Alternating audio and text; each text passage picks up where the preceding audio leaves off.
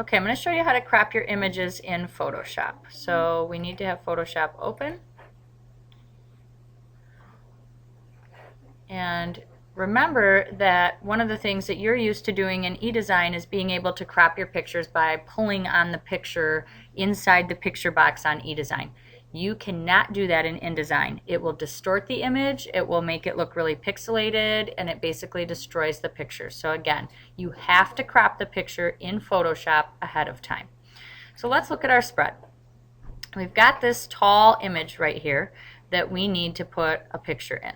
You can see over here with these placeholder pictures that we put them in and they got stretched and look pixelated. We do not want that to happen. We want the proportions to be intact. So I'm going to go ahead in Photoshop and select my image that I've chosen for that picture. Oh, which is not this one. I've got to go get it. Alright.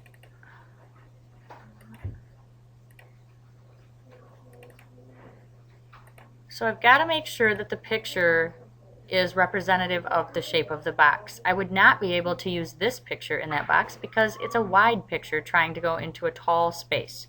So I've got to find a picture that's tall. So here's Kinna.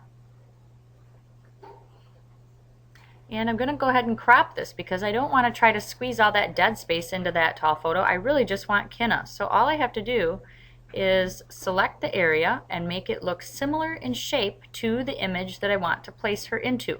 So this looks very similar to this. So once I've done that, I go to Image, Crop. Okay, now I've gotten rid of all that dead space and I've got what I want. And just as a reminder then, I also need to make sure I have it properly sized. So I'm going to select this picture, and up here in my width and height I see that I need a 12 by 27 pica image. Back to Photoshop, I go to Image Size, change this to picas, and we're going to go 12 by 27, change this to 300, say OK.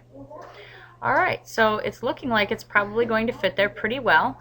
I need to make sure I discard my color, and again make sure I make the adjustment of brightness. Kind of looks pretty dark. We want to get some light into that subject. Maybe put a little contrast in there. Let's not go crazy. Oh, it's not going crazy, which I'm surprised by. Alright, I'm going to say OK. Now I'm going to File, Save As. Remember not to save over the top of the photo, so I'm going to call this Spring Supplement Practice Mackie. And I'm going to save that in the proper folder, which would be Spring Supplement, in my folder that I'm going to create called Practice Mackie. You will call yours whatever the name of your spread is, and I'm going to save it and say OK. Now let's go ahead and get that picture in there. File, Place, and back to my folder, Practice Mackie, and put her in there. Okay, and it looks pretty darn good.